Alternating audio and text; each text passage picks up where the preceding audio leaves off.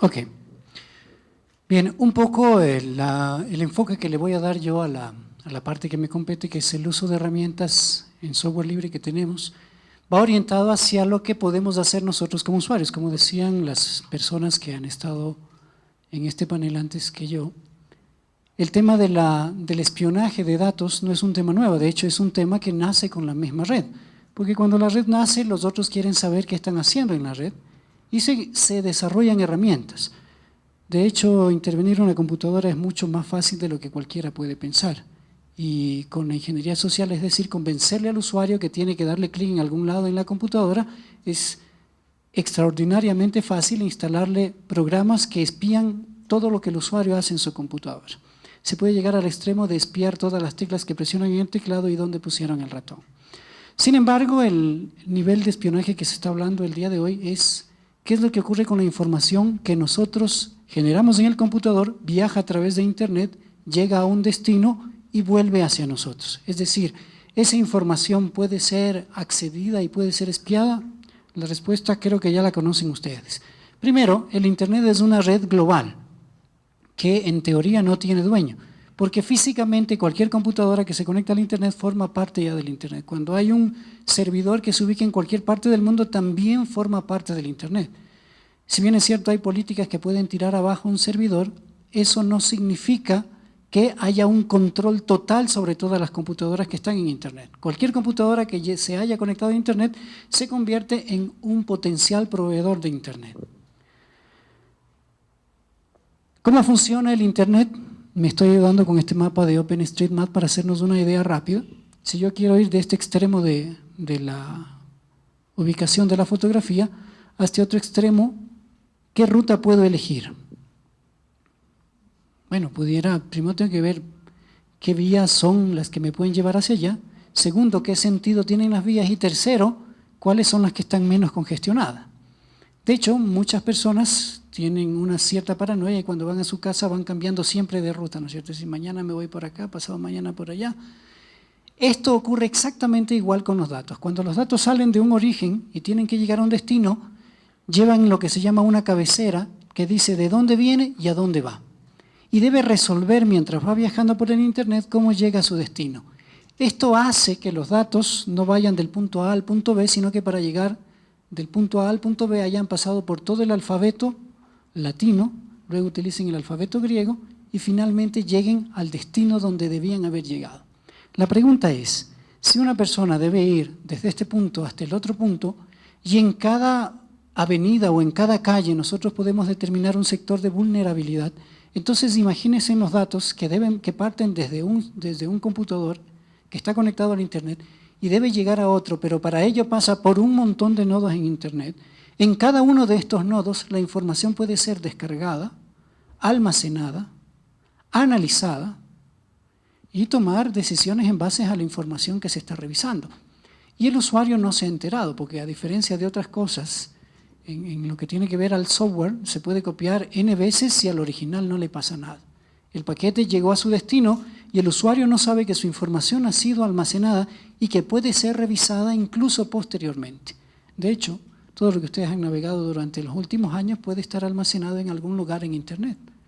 Y alguien con el tiempo y las herramientas apropiadas y los recursos para hacerlo puede revisarlo N años después de haber navegado. Así que si estuvieron en alguna página que no les parecía muy apropiada, síganse preocupando.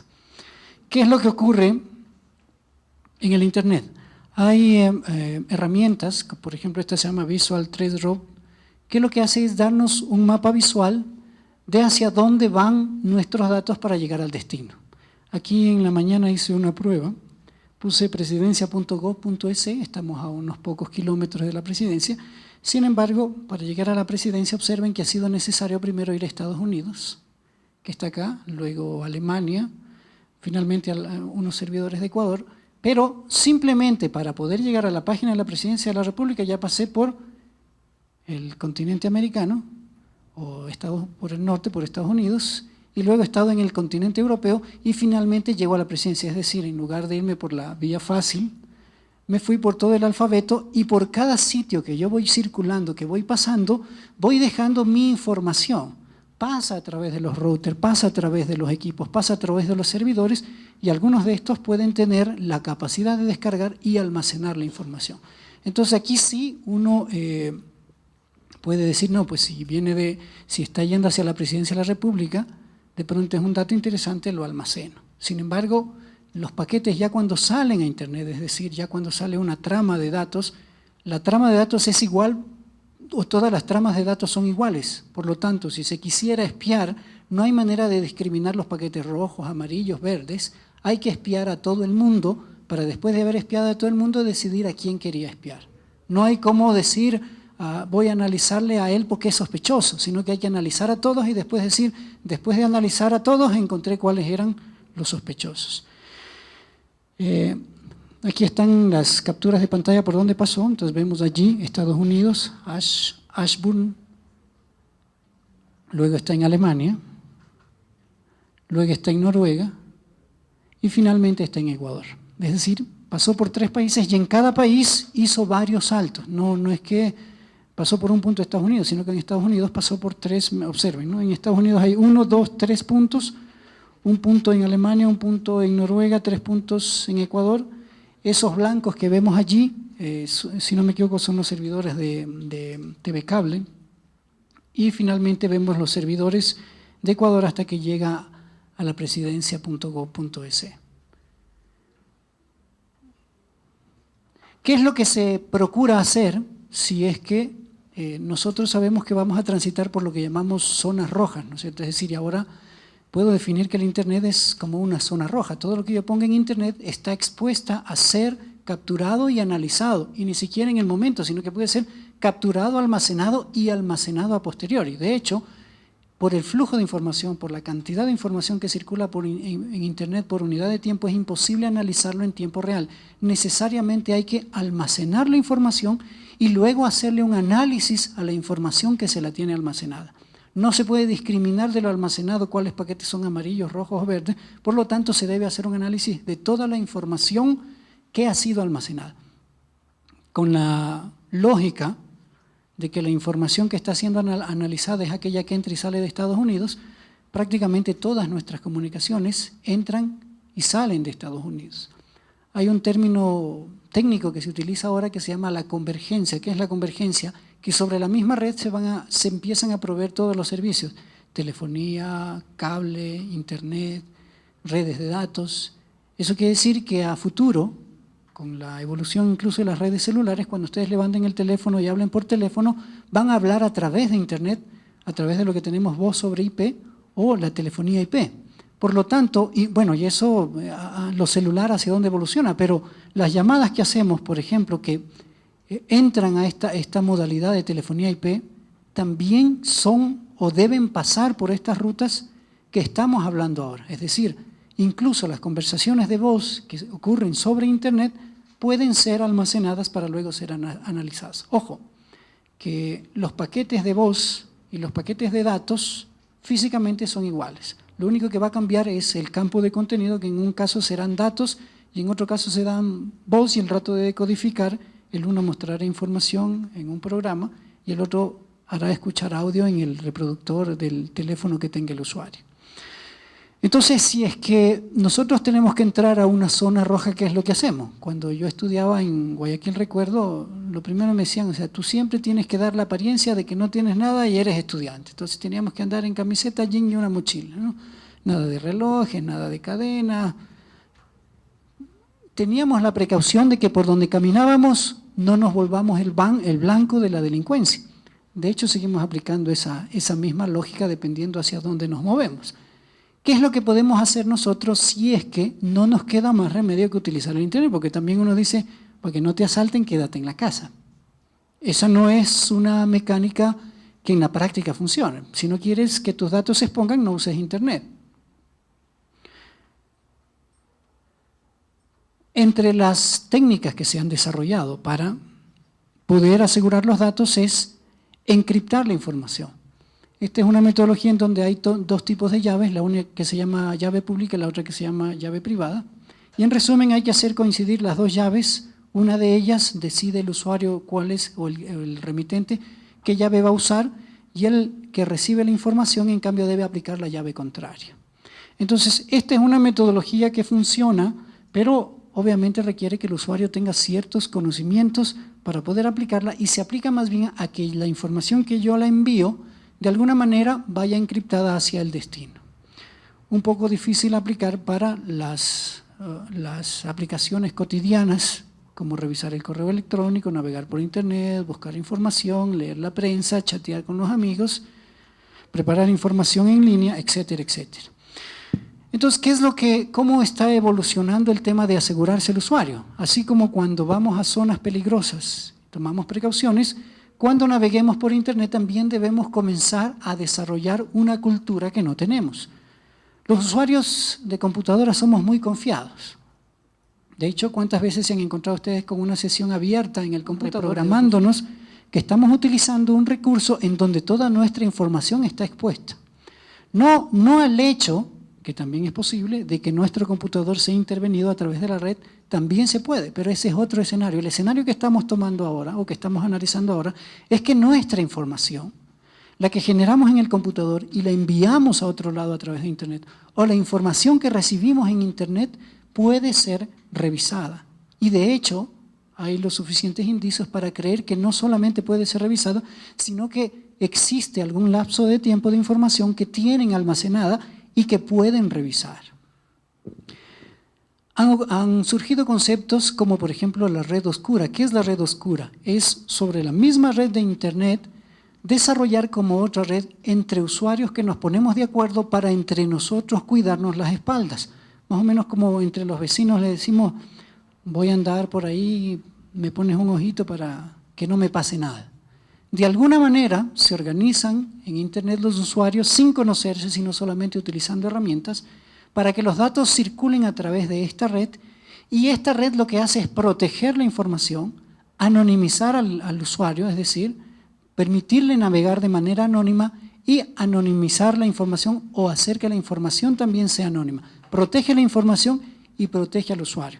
Hay varias de estas redes, algunas de ellas están ahí mencionadas, por ejemplo, Tor, Metanet, Freenet, GNUnet. La que les voy a mencionar ahora, que es la que suelo utilizar yo, se llama Tor.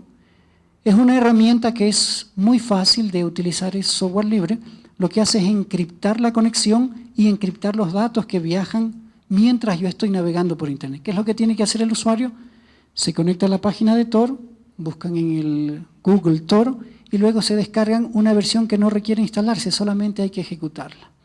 Esto va a hacer que se pueda tener una conexión, ojo, voy a utilizar un término relativo, segura, porque la seguridad, en la seguridad de datos se traduce en tiempo. Toda la información puede ser decodificada, incluso la que viaje a través de una red segura o de una conexión. Lo que va a cambiar es el tiempo necesario para decodificar la información. Si navegamos sin tener ninguna protección, el tiempo de desencriptar o de acceder a la información va a ser cero. Mientras más alto sea el nivel de encriptación, va a cambiar el tiempo a minutos, a horas, a años, a miles de años. Entonces, si son miles de años, no hay problema que desencripte, ya no me pueden reclamar de lo que había escrito después que ya he desaparecido del planeta. Entonces, estas herramientas lo que hacen es generar niveles de dificultad para acceder a la información. No existe información que sea 100% segura. Lo que requerirá es más tiempo para romper las seguridades que se ha puesto alrededor de la información. Este tipo de herramienta, cuando uno la corre en el computador, lo que va a hacer es distribuir una red en donde todos los usuarios comienzan a formar parte de esa red, y quienes de estos usuarios autoricen se convierten en repetidores de esta red y comienzan a encriptar la información. Por ejemplo, en la mañana que hice la captura, miren, apenas se alcanza a distinguir las líneas amarillas ahí, no sé si la alcanzan a ver, pero había 4.023 repetidores en línea. Y ese número varía dependiendo de la gente que se conecte, porque es algo similar al concepto de peer-to-peer, es decir, un computador se conecta y puede convertirse en un proxy también y permitir que a través de él circule la información. Esto tiene la ventaja de que permite que la información que nosotros ponemos en línea comience a tener grados de seguridad. Pero, por ejemplo, cuando yo utilizo esta herramienta y accedo al Google, a mi correo de Gmail, entonces me dice, no conozco la máquina desde la que se está conectando. Claro, no la va a conocer si se supone que soy anónimo. Le vamos a enviar un mensaje a su teléfono para que ingrese el código de su teléfono. Y efectivamente, 30 segundos después me llega a mi teléfono celular el código. Y entonces, ¿qué pasa? Ya me triangulan dónde estoy, pues ahora. Porque para que mi teléfono reciba, no es posible que él solo reciba el mensaje sin haberse conectado con los operadores. Es decir, in extremis de paranoia, ya me encontraron dónde estaba. En la práctica, se requeriría que las operadoras tengan un canal de retorno hacia el proveedor de servicio, en este caso Google, para decirle el usuario que está intentando acceder está ubicado en esta posición. Pero técnicamente les hago la mención, en el momento que me dicen, si usted quiere entrar a su correo desde esta herramienta que le estamos viendo que no sabemos quién es usted, entonces tiene que ingresar el código en su teléfono y técnicamente en el momento que yo hago eso ya puedo ser ubicado incluso geográficamente en donde estoy ingresando el código en mi teléfono celular, independientemente si el teléfono es smartphone o es un ladrillo de los antiguitos, ¿no? Entonces, esta red de aquí, en donde los usuarios comparten sus recursos, lo que hace es, el mensaje es el cilindro interno que tenemos aquí. Y luego, cada vez que el mensaje empieza a pasar por un router adicional o por un equipo adicional, le empieza a agregar una capa de seguridad. Lo contrario que hace el otro sistema. Recuerden que yo les decía que cuando nuestros datos viajan, en cada punto más bien información puede ser descargada y analizada, almacenada, analizada. Aquí, en cada lugar que va pasando la información se le va agregando una capa de seguridad, una capa de seguridad, una capa de seguridad. Obviamente, ¿qué va a pasar? Se vuelve un poco más lento, se ralentiza. ¿Por qué? Porque primero la red es una red que está encima de la otra red, eso ya le implica un grado mayor de tiempo para poder resolver y transmitir los datos. Segundo, hay que realizar este proceso adicional. La manera en que funciona es que esta máquina de aquí recibe la petición de datos y de manera original una trama de internet dice de dónde viene y a dónde va, y cada enrutador va decidiendo por dónde lo manda para que vaya al destino desde donde vino. Aquí, en cada capa se le va agregando un nivel y a cada uno de los computadores le interesa nada más de qué computador anterior vino y a qué computador siguiente le va a enviar, si se dan cuenta la diferencia. Es decir, no le interesa el mensaje de dónde se originó ni hacia dónde va al final, sino solamente los equipos adyacentes hacia los cuales, primero del cual él recibe y segundo al cual él le va a entregar el paquete de datos. De esa manera se garantiza que estos, recuerden que van incrementando el nivel de seguridad a medida que va viajando por la red, no tengan acceso al mensaje original de la información. Obviamente van a haber algunos servidores que estén como administrando un poco el funcionamiento global de la red, lo cual va a ser necesario porque si no el paquete no tiene para dónde irse finalmente. Entonces este tipo de herramientas nos permiten como usuario ir tomando medidas para prevenir o para generar mayores grados de dificultad a que nuestra información sea accedida. Hay que comenzar generando esa cultura que se necesita de que el usuario cambie la forma en que él interactúa con las herramientas de comunicación como el Internet. Miren la misma herramienta luego de correr Tor, ¿sí ven? Ingresó, porque sale de Ecuador y se va a Estados Unidos, hacia allá va el primer nodo. Entonces, Ecuador, Estados Unidos, nuevamente está por Ecuador aquí, y observen que de aquí en adelante son computadores desconocidos. Saltó el paquete, pero no sabe por dónde está el paquete. Finalmente llegó a su destino con 30 saltos, pero muchos de ellos son desconocidos, porque no logra descifrar por qué máquinas pasaron. De hecho, yo les decía, muchos de los usuarios de la red pueden habilitar para que su computador se convierta en un proxy, es decir, prestar sus recursos y su conexión a Internet para que otros usuarios también puedan navegar de manera segura sobre Internet. No queda otra alternativa ni otra opción que como sociedad civil también nosotros poner de nuestra parte para asegurar nuestra información. Primero era la preocupación de los hackers, segundo la preocupación de que nuestros proveedores puedan acceder a la información, de que los que nos dan el correo, los que nos dan los documentos compartidos puedan acceder a nuestra información, y la última preocupación que tenemos como usuarios es que los estados accedan a nuestra información. Entonces, como usuarios, también debemos de asumir nuestra parte, que es asegurar nuestra información, dificultarles las cosas en la medida de lo posible.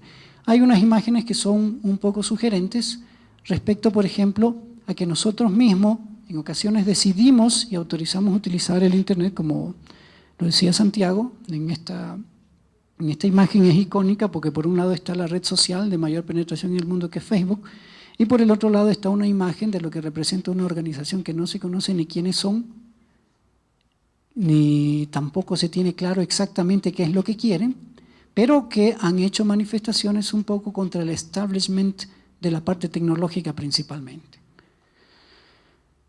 ¿Los proveedores nuestros son nuestros amigos o son nuestros enemigos?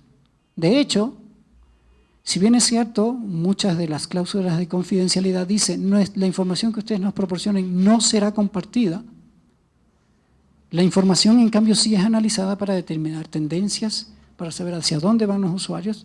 No sé si ustedes se han dado cuenta que empiezan por algún correo electrónico en alguna cosa y les empieza a aparecer publicidad relacionada. ¿Cómo ocurre eso?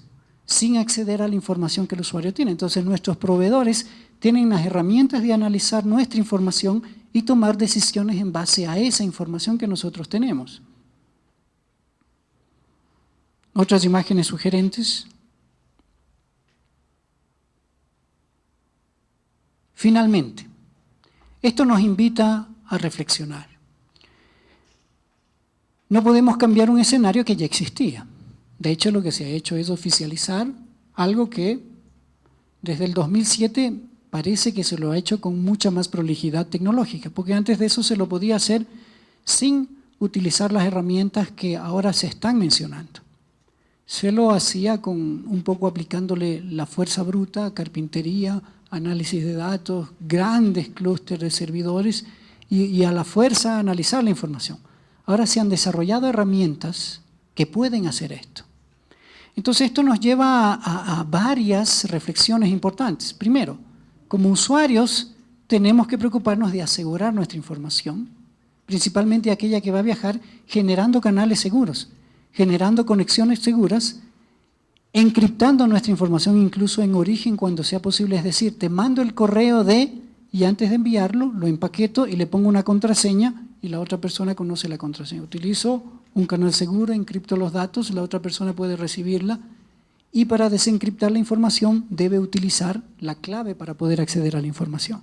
Primera reflexión, como usuarios tenemos que asumir un rol distinto de ser solamente actores pasivos que solo usan la tecnología y convertirnos en pasivos utilizando herramientas de tecnología para asegurar nuestra información.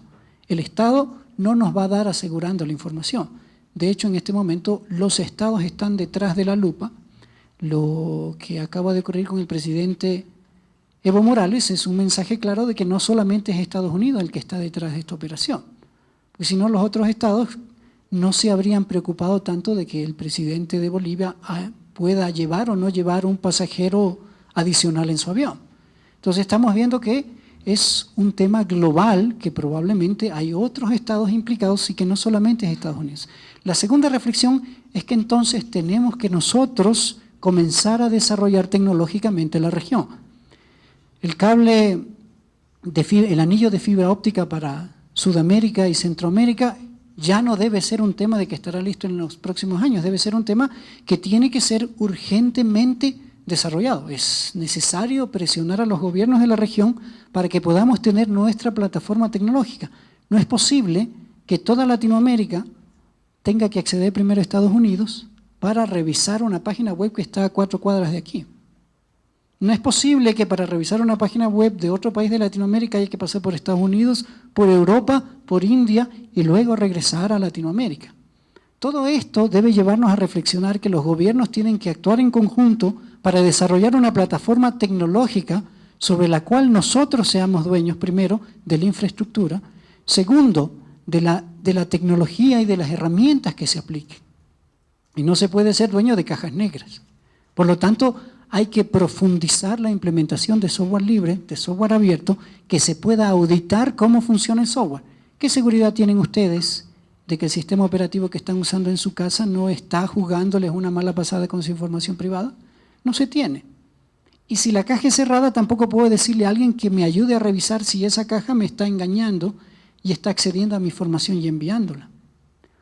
Uno de los productores norteamericanos ha dicho hace poco, estamos en guerra y estábamos en guerra contra, refiriéndose a Estados Unidos, y estábamos en guerra contra Irak, contra Irán, en donde a través de un virus se consiguió intervenir las computadoras que tenían que ver con el programa nuclear.